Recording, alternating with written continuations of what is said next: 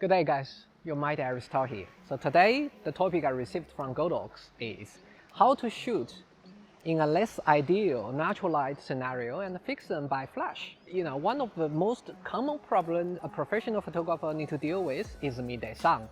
The reason is that when we shoot for a campaign, for a new collection, it's usually 30 to 40 dresses during the day, which means you have to shoot about 8 hours. Shoot golden hours on in is not practical, especially you have a full team of couple models, you have a makeup artist, a stylist, and camping manager on set.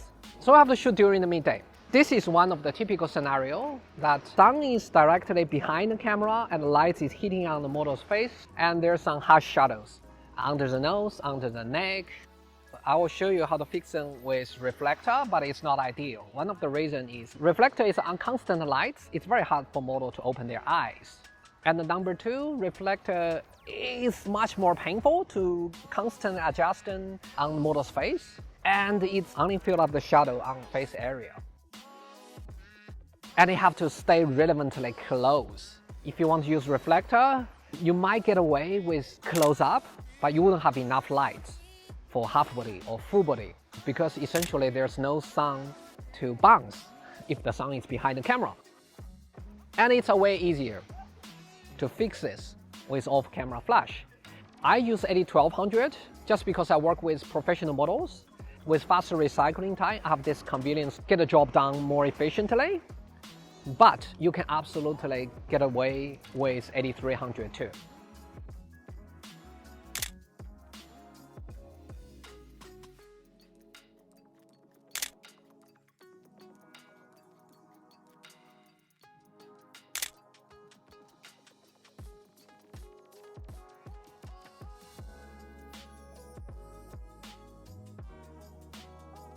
Here, with the sun behind the photographer, right?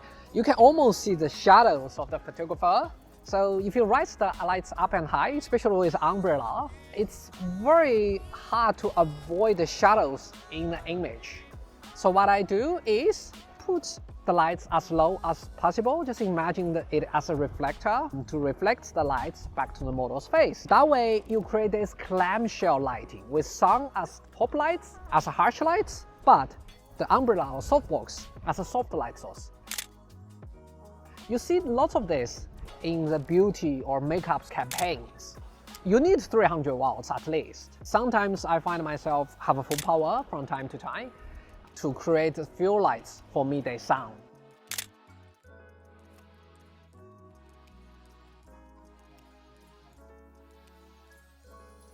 So we are very lucky today because it's low tide.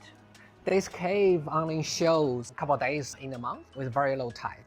Even that this is the right timing for the low tide of the day, the sun is way too high because it's almost midday. So what I do here is to use 80-1200 Pro to mimic the sun and use 8300 Pro as a few lights to bring out the clothing details so that we have much less contrast on the model.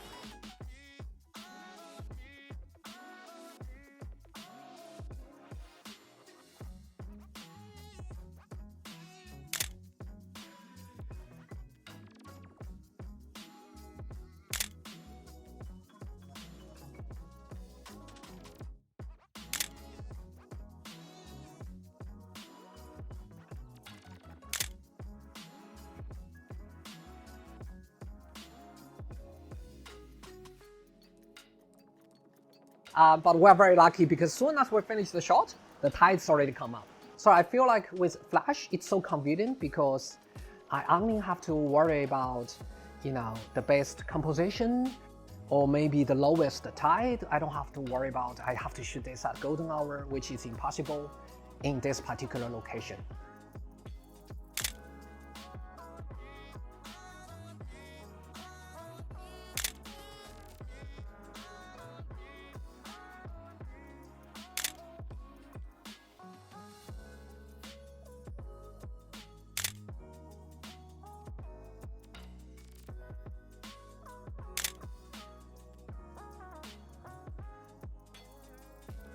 Here you're probably going to see in the video, the sun is up and high and it's coming from side, which makes a split light on my face. So it's not really ideal, right? In terms of sun's direction. So I decide to use 80-1200 to fix the sun and to create, butterfly lighting, short lighting, or Rembrandt lighting. And of course, you can also use 80-1200 to create this hair lights if that works for you. And if you, like me, you want a bit more skin details, like you want a bit more shadow details in her skin and her dress, then you probably want to add in another lights with umbrella to fill in the shadows. In this scenario, 8300 is enough.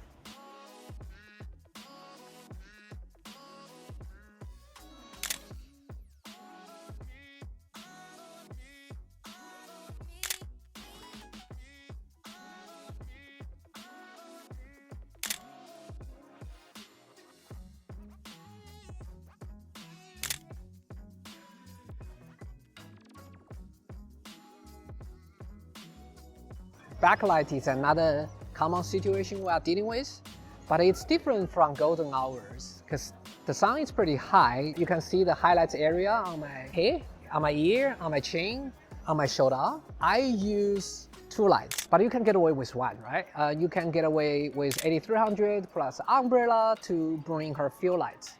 And then, if you can have another light as a harsh light source to bring the texture, that will blend better with the sun. Because sun essentially is a harsh light source. This harsh light mixing with soft light sort of technique is commonly used in fashion photography, but mostly indoor. I find that it works really well with outdoor too. Between mix harsh and your soft lights is just make sure those 2 lights are in the same axis as much as possible. If you can stack them together, here I only have 1 assistant, so I try to keep them at 1 direction but not the same height. But if you can keep them at the same height, it works even better.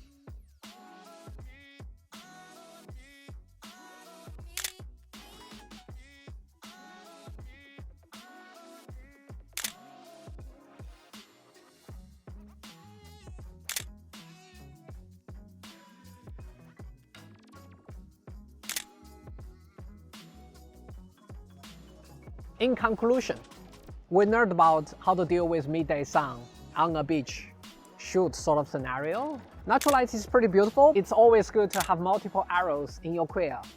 We learned about lighting with the sun behind the camera.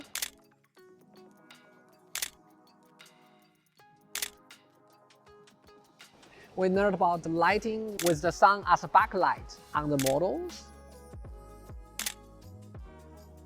We learned about the lighting in the shadows with the sun coming from the side. We learned about, if the sun is hiding behind a cloud or sun is too high, and how to recreate a sunlight in the cave.